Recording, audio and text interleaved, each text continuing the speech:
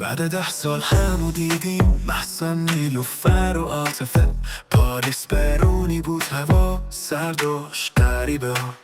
جلوی برج ایفل ایستادیم، دستامون تو دستم، گپ زدیم از روزای دور، از امیدای درون قلبم. مهسا گفت کوچه قدیمی هنوز منتظر ماست. نیلوفر با خنده گفت قلعه ها شد تا دوباره گردم. عاطفه گریه کرد و گفت چه خوبه که یه جا هستیم. سمیه با لبخندش گفت دوامون یادت چه شیرین. 4 دوست دوباره با هم رو به آینده، پاریس شاهد رفاقت ما، قلبای پر از مهتاب زیر برج ایفل خنده و عشق تازه میشن. تا بعد همین دوستی تو دستامون فریاده.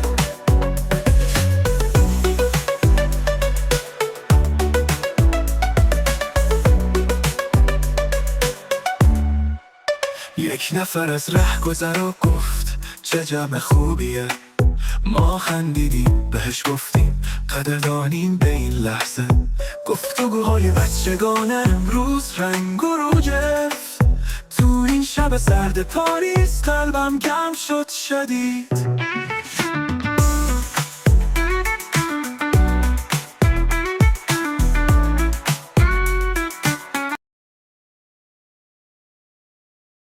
تا بعد همین دوستی تو دستامون فریاده.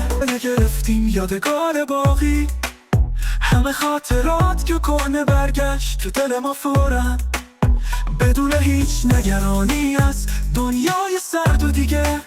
اینجا و حالا 4 دوست و قلب پاریس، یه عمر زندگی. 4 دوست دوباره با هم رو به آینده، پاریس شاهد رفاقت ما، قلبای پر از مهتاب زیر برج ایفل خنده و عشق تازه میشن. تا بعد همین دوستی تو دستامون فریاده. 4 دوست دوباره با هم رو به آینده، پاریس شاهد رفاقت ما، قلبای پر از مهتاب زیر برج ایفل خنده و عشق تازه میشن. تا بعد همین دوستی تو دستامون فریاده.